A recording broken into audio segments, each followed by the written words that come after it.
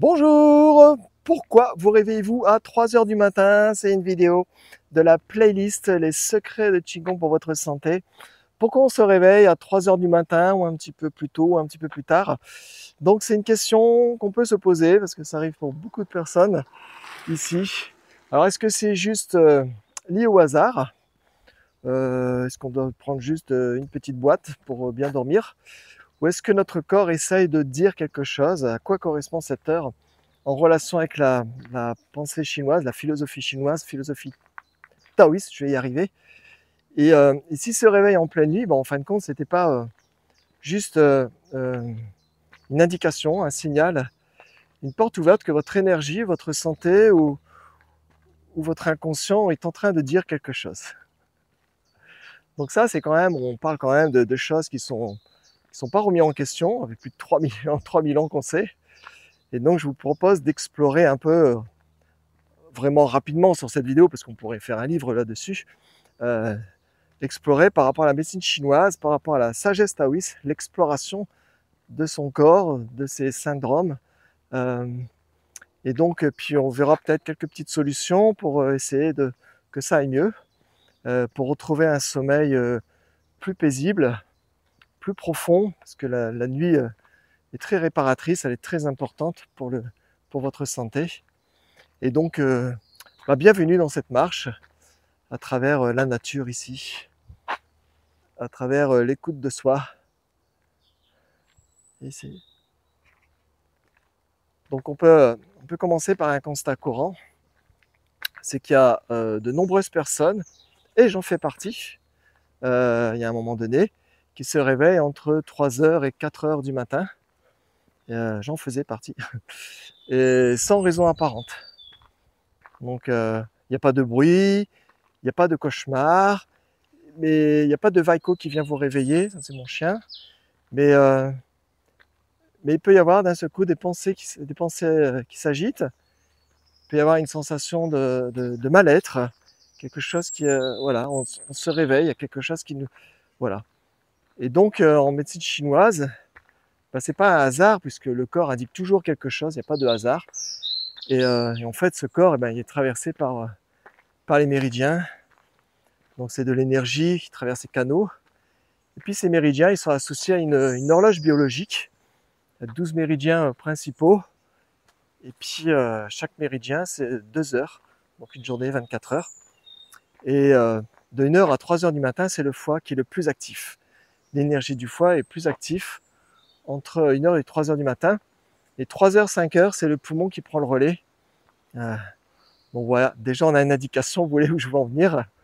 Donc si on a un réveil à 3 heures, ça peut indiquer un déséquilibre énergétique lié au foie ou au poumon. On parle bien de déséquilibre énergétique, on ne parle pas de l'organe lui-même, on parle encore de façon holistique. Alors, que se passe-t-il? C'est intéressant de savoir qu'est-ce qui se passe entre 1 heure et 3 heures du matin. On sait que l'énergie est plus dense au niveau de méridien du foie. Et juste avant, de 23 heures à 1 heure, c'est la vésicule biliaire. Et donc, on sait que c'est l'organe du foie qui domine. Mais donc là, on a aussi les heures, c'est l'heure solaire chinoise. Hein, on parle aussi de l'heure solaire chinoise. Donc, 1 heure, 3 heures du matin solaire, c'est soit 2 heures ou 4 heures du matin en heure d'hiver et, et des fois 3 heures, 5 heures en heure d'été. Oui, 3 heures, 5 heures en heure d'été. Voilà. Bon, vous regarderez, mais je pense que c'est ça. Donc, si vous vous réveillez à ce moment-là, votre foie est en train de travailler. En général, c'est lui le coupable. Hein. Votre foie est en train de travailler. Donc, le foie, il nettoie. Il va filtrer, surtout filtrer. Et il va réguler l'énergie et le sang. Hein, c'est le général des armées. Donc lui, il fait son taf de 1 heure à 3 heures.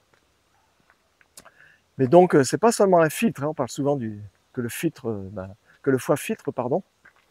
Mais le foie en médecine chinoise, c'est aussi le siège de l'esprit, ce qu'on appelle Ren. On appelle ça aussi, le Ren se traduit par l'âme éthérée. Et oui, 5 esprits, 5 organes. Et donc, l'âme éthérée, c'est une part subtile de nous-mêmes. Elle est liée à vos projets, à la créativité. Et puis, c'est aussi lié aux rêves. et aussi à la capacité de sortir du cadre. Sortir du cadre. Donc la nuit, le Rhône se déplace, pensez à l'Amétéré, il voyage, et c'est lui qui donne naissance aux rêves, qui donne naissance aux intuitions, parce qu'il vous échappe la journée, et ben c'est l'Amétéré qui va le manifester pendant la nuit. Et donc, je vais aller par là, c'est sympa ici. Et si le foie est tendu, s'il est congestionné, en déséquilibre, et ben le Rhône ne circule plus librement. Alors le Rhône ne circule plus librement, et à ce moment-là, bah, il monte, et puis on se réveille, soit par des rêves, de l'agitation, soit sans raison apparente, mais avec une sensation d'inconfort, de tension, ou même d'anxiété. J'ai fait une vidéo il n'y a pas longtemps sur l'anxiété. Et donc voilà, c'est votre âme éthérée qui ne trouve pas sa place, qui remonte, l'énergie remonte, et voilà. Donc on a du mal à se rendormir parfois. On se réveille, on a du mal à se rendormir. Et vous pensez à tout ce que vous avez à faire, les projets, les doutes, les blocages. Ça c'est les projets, les blocages, les doutes. En fait, tout ce qui peut se passer pendant la nuit est en train de se manifester en fait. Et donc cette pensée taoïste, cette médecine chinoise qui est plutôt une pensée holistique, hein, surtout holistique, et forcément le corps et l'esprit c'est un tout. Il n'y a rien qui est séparé. On ne va pas avoir un spécialiste du foie et un psychologue. Donc le foie génère le sang bien sûr, mais il gère aussi la direction que prend votre vie. Donc par exemple si on a une colère refoulée, si on a une contrariété ou un manque de créativité, on n'arrive pas à exprimer les choses, et donc tout cela stagne, ça stagne dans l'énergie du foie, et quand ça stagne, et à ce moment-là, la nuit, le foie s'exprime, parce que c'est là où il doit faire son taf, et puis il est tendu, il est perturbé, et l'âme éthérée s'exprime, et vous vous réveillez entre 1h et 3h du matin, et donc il est probable que votre foie et son esprit, le Rhône, cherche à vous transmettre toujours un message, Il cherche à vous transmettre un message. Donc, on va mettre une certaine sagesse, comme d'habitude. Et puis dans le taoïsme, on met de la sagesse dans tout. Et donc, pour nous, on va voir que c'est une opportunité, une invitation du corps à réajuster quelque chose. On peut voir comme ça. Donc ça, c'est une heure silencieuse où tout est plus clair. Les pensées profondes remontent. Et les émotions refoulées cherchent à être.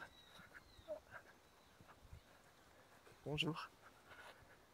Les émotions refoulées, elles cherchent à être vues. Elles cherchent à s'exprimer quand même. Donc qu'est-ce qu'on peut faire? Donc il y a quelques pistes très simples que vous pouvez faire. Par exemple, avant de dormir, pour relâcher les tensions, vous pouvez pratiquer un Qigong doux, ou même le Qigong du foie par exemple, ou quelques mouvements d'étirement. On peut étirer un peu le méridien du foie, s'étirer, libérer un peu la taille. Et puis on peut aussi, attendez, j'ai glissé ici, hop. On peut aussi, quand vous allongez, vous expirez longtemps, tout doucement, pour libérer peut-être cette pression du foie. On peut aussi écrire, tiens, qu'est-ce qui nous a tracassé aujourd'hui? Et puis ça c'est méthode psychologue peut-être, on va écrire avant d'aller dormir, voilà, il y a ça qui me tracasse, et ça libère aussi. Ça peut libérer la surcharge mentale. Puis on va aussi éviter tous les écrans le soir. Normalement ce sera à partir de 20h, mais c'est difficile, mais on va dire au moins 2 heures avant d'aller dormir, ou 1 heure avant d'aller dormir. Si vous évitez les écrans, si en plus vous évitez les informations et tout ça, ça va éviter de créer de l'agitation. Tout ce qui peut vous agiter, tout ce qui peut fatiguer les yeux, par les écrans par exemple, ça va permettre au foie d'être plus libre. On va passer par là. Et donc de se nourrir. Il faut que le foie, le yin du foie soit stable, soit dense. Et donc en fait, chaque déséquilibre, ça peut être encore une fois une écoute, à mieux s'écouter. Donc c'est encore une indication de prendre soin peut-être de son foie à ce moment-là. Et donc on ne cherche pas à lutter contre les choses, on ne cherche pas à les effacer en prenant un cachet. On cherche à voir le pourquoi, à libérer la frustration du foie. Parce que souvent le foie, le problème, c'est la frustration, la stagnation. Et que ce soit vous, que ce soit moi, on passe tous par les états du foie, frustrés, bloqués, où l'énergie stagne, les émotions stagnent. La colère peut arriver aussi, quand vous voyez tout ce qui se passe depuis quelques années. Il peut y avoir une colère renflouée, parce qu'on ne peut pas l'exprimer. Il y a des gens qui décident pour nous. Et donc tout ça, ça peut créer des désordres. Donc essayez voilà, ou même de méditer. Si vraiment vous n'arrivez pas, moi ça m'est arrivé de me réveiller à un moment donné. J'ai une période où le foie était tendu. Ça va beaucoup mieux, mais il y a encore un travail dessus. Une pratique là-dessus, suite à des événements extérieurs.